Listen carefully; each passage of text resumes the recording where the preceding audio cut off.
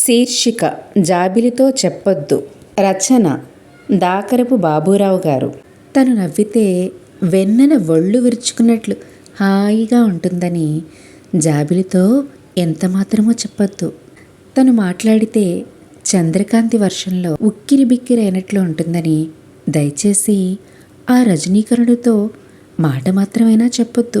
తను నా ముందుకు చిరునవ్వు మేలింబూసుకు వేసుకుని వచ్చిందంటే పుచ్చ పువ్వుల నవ్వులతో చంద్రజ్యోత్స్న వేడుక హృదయమంతా పరుచుకుంటుందని ఆ శశాంకుడితో లేచ మాత్రమైనా అనకండి.